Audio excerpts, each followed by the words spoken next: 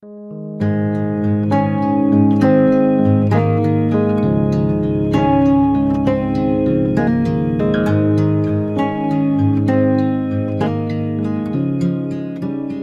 to present the message of theology and God in a humorous, short story. And we've looked at Charlie Brown and we looked at Linus. Remember Linus with his blanket. And so this week I thought it might be good to look at someone who has some difficulty with life not being fair. And if you know anything about Lucy always thought that she was number one. And she was very surprised to learn that the earth revolved around the sun because she thought it revolved around her. Well, one day in one of the comic strips, Lucy meets up with Charlie Brown as she's coming down the sidewalk right after school. And she is just absolutely indignant. She is furious. And she just keeps saying over and over again, it's not fair, it's not fair. She said, I studied for weeks on that math final. Sally, she barely studied an hour. And she got an A and all I got was a C. It's not fair. Life's not fair, Charlie Brown. How many of you said that this week? Perhaps you didn't say it about yourself, I know. But perhaps you looked in the news, or you saw a story in the paper, or you went online to your email, and there on the front page was a story about someone who was perhaps trying to save someone else, and they were put in harm's way. And we think to ourselves, it's not fair.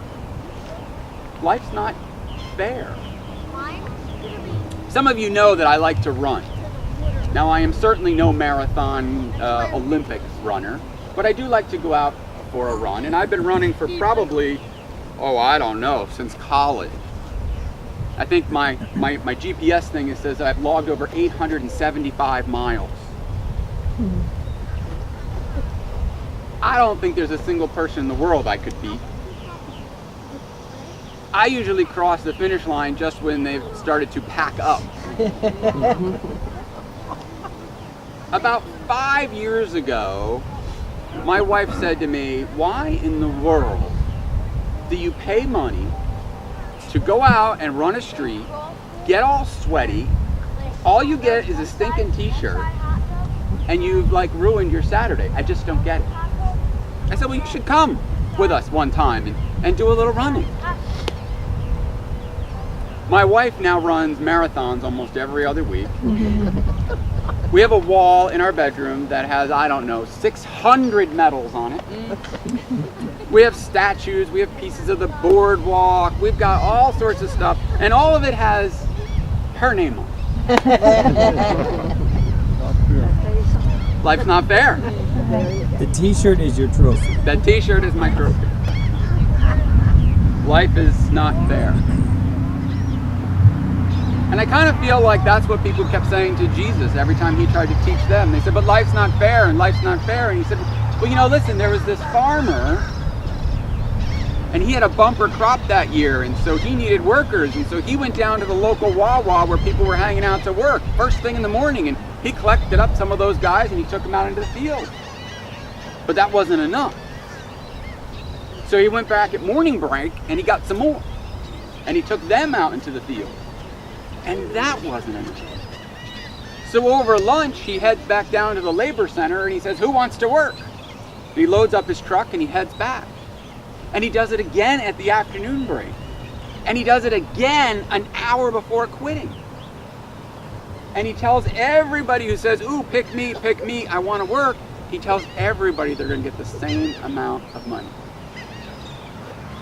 Well, you can imagine when they lined up at the end of the day beside his truck to start getting paid and they noticed, hey, wait a minute.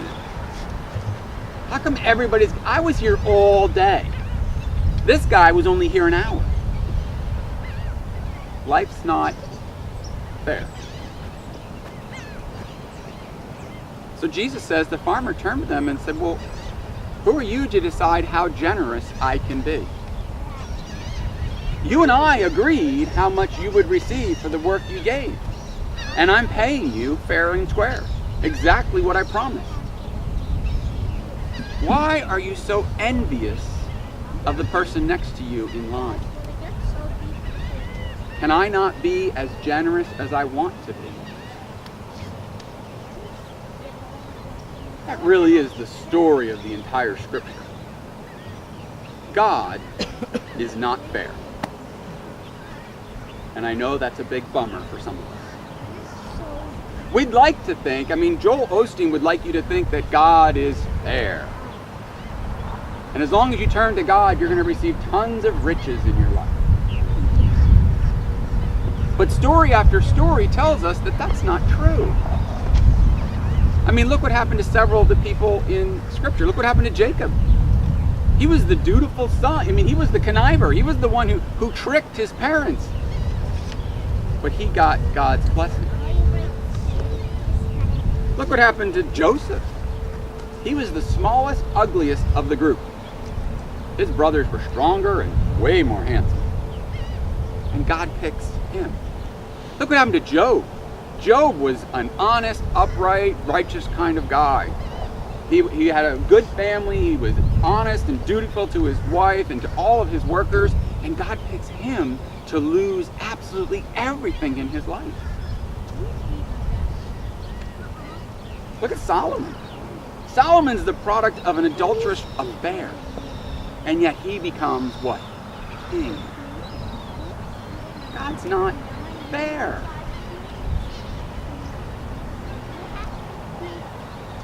What happened to the thief on the cross? He lived an entire life stealing from people.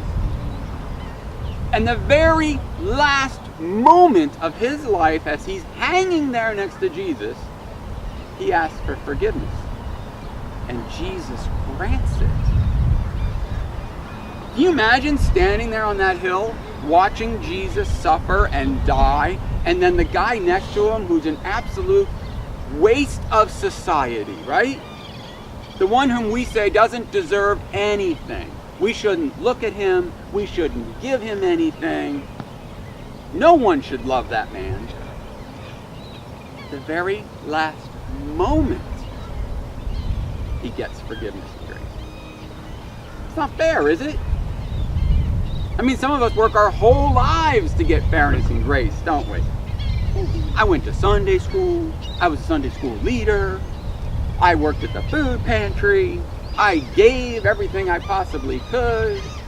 I worked my way all the way up through the church ranks.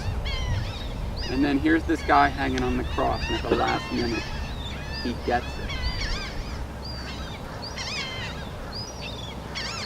What's so incredible about God is that he doesn't add up things the way we do.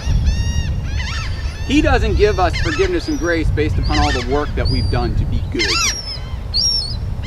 He doesn't tally the end of the day when we step in front of that pearly gate and say, well, let me see how many sins. Here's the amount of my forgiveness, and let's see how much you owe. He's not a checkout counter when it comes to grace and forgiveness. He gives it equally and plentifully to everyone. Each and every one of them. At all times. He's just waiting for us to ask for it. And that ask may come when we are real little. That ask may come when we're tired and exhausted and old. I don't know. But there's one thing for sure, is that God doesn't work on a sense of fairness. He works on a sense of grace. Grace that is given to each and every one of us at all times, without any condition whatsoever. Yeah, Lucy, life is not fair. It's not. We know some people that seem to have more problems than others, don't we? Don't you seem to know somebody who seems to have a black cloud over their head wherever they go? But if you think about it, don't you know some people who have a black cloud but they still have a smile on their face? There's that one person you say, I don't know how they do it. Right? I don't know how they do it. They've had so many trials and tribulations in their life. I don't know how they do it. How do they keep going? That's when we pastors like to say they're a great witness. And they are. Because what they're showing is the love and the grace that they know they've already been given, regardless of their trials and tribulations in life. Whether they've had 1 or 100. Whether today has been absolutely perfect or it's been the worst day of their lives. They know that God's grace is given freely and openly. You know, it's a whole different way for us to start thinking. God does not work on the merit system. He doesn't give you based upon what you've done. He gives you based upon who you are. And you are God's sons and daughters. He created each and every one of you. And He loves each and every one of you. All we have to do is accept it.